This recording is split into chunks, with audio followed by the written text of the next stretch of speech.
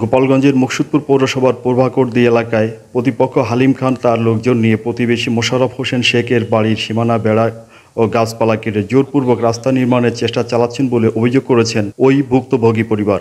গত 17 তারিখ সালিশ মীমাংসার কথা বলে এই সন্ত্রাসী কর্মকাণ্ড চালায় বলে অভিযোগ করেন তারা। আমার এই জায়গাটা আমার দীর্ঘদিন যাবত আমার এই জায়গাটা আটটাই রাখছে। আমার এই জায়গাটা কোনোরকমই ছাড়ে না। আটটাই রাখার পরে গ্রামী সালিশ বৈঠক অনেকবারই হয়েছে, তারা কেউ কোনো রকমই রেহাই দেয় না। আমি সালিশ কয়েকবারই সালিশ আমার বাড়িতে বইছে, কিন্তু আমার রেহাই না, আমার মাপ দেয় না।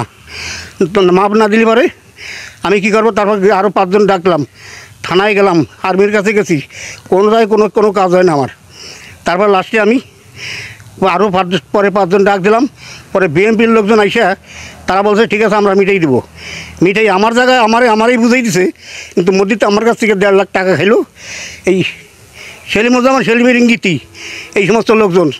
সালাম খান সভাপতি, থানা সভাপতি, রাজু সেক্রেটারি, টুলটু বিশ্বাস পৌর সভাপতি, এরাই এই সমস্ত কাজ করে আমার কাছে টাকা খাইয়া, আমি দীর্ঘদিন যাবত হসপিটালে ভর্তি, আমার কাছ থেকে এই টাকাগুলো খাইয়া আমি ওষুধের টাকাও খাওয়ার পারি না, আমি ওষুধও খাওয়ার পারি না।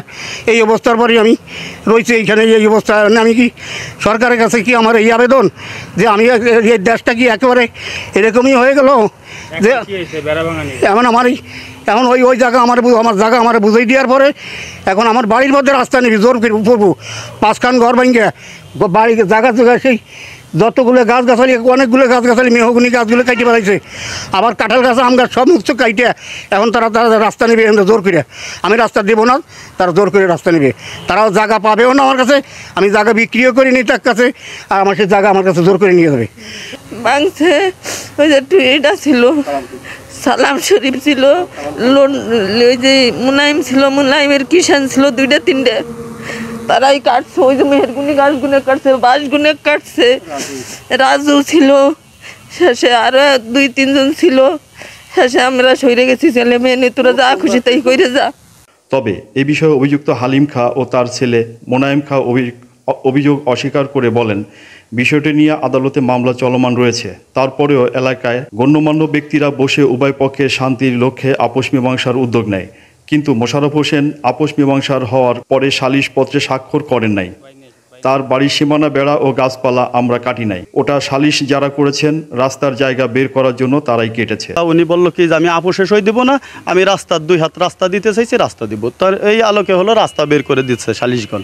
তখন হলো ওই বাইদা বাই এরকম রাস্তাটা পরিষ্কার করলো ওই সালিশবর্গরাই।